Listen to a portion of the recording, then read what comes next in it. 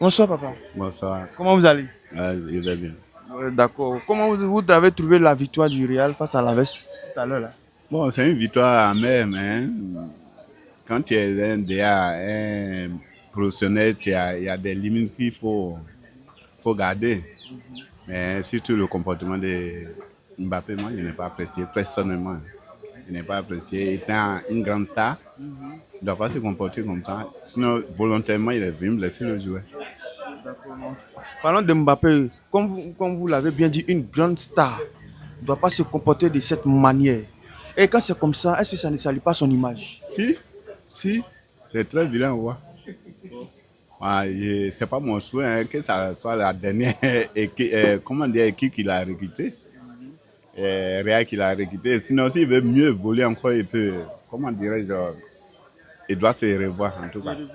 Oui, mais ça fait aussi partie du foot, hein, parce que lorsque on joue, tout peut arriver. On a vu aussi Zinedine Zidane, lors de la finale de la Coupe du Monde, France-Italie, où il a têté le jeu, c'était Materazzi, non?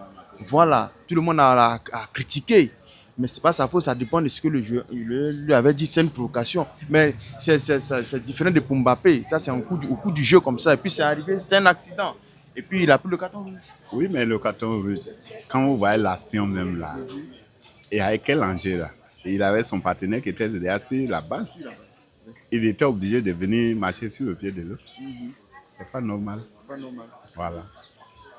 Pour la faute de sur Vinicius, on peut dire que c'est un accident qui est arrivé. Bon, c'est au cours, en courant qu'ils peuvent, ça peut arriver. Ça, au moins, on peut comprendre. Voilà. Sinon, pour Mbappé, en tout cas, moi, je ne suis pas d'accord. Mais est-ce que c'est Ils ont gagné, c'est Dieu, mais c'est vrai, mais plus important? c'est le plus important. Est-ce que c'est pas à cause du match contre Arsenal là?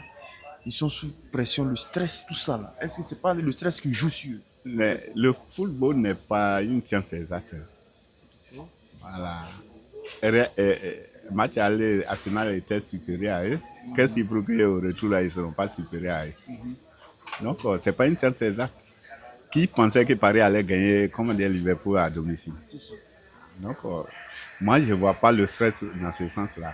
Mais papa, à vous d'entendre parler, on voit que vous êtes un supporter du Real de Madrid, n'est-ce pas? Moi, bon, je supporte la meilleure équipe. La meilleure équipe. Voilà. Mais est-ce que le Real pourra battre, comment dirais-je, Arsenal? C'est ça, je vous ai dit tout à l'heure que le football n'est pas, c'est pas une science exacte. Elle est, comment dirais-je, aujourd'hui, ça peut te sourire, demain, ça peut t'échouer. Voilà. Sinon, moi, auparavant, mon équipe, c'était Chelsea. Mais côté espagnol, là, bon, moi, je peux dire Real, je suis d'accord. Papa, maintenant, moi, j'ai une dernière question à vous poser. Le ballon d'or 2025, quoi. Qui sera qui sera le ballon d'or? Parce que, il y a, comment dirais-je, je cite les noms. Rafinha, Lamine Yamal, Lewandowski, Mbappé, ou soit peut-être Vinicius, qui sera le ballon d'or? Bon, ballon d'or, je vois l'ami Yamal. Vous voyez Lamine Yamal. Ouais. Moi, c'est ma conception. Ballon d'or 2024, là, ça a été triché. Donc, ça, c'était pour Vinicius. Bon, on ne sait pas sur quel ticket ils se sont basés pour l'échouer. Bon, moi, je vois l'ami Yamal. Vous voyez Lamine Yamal. Ouais.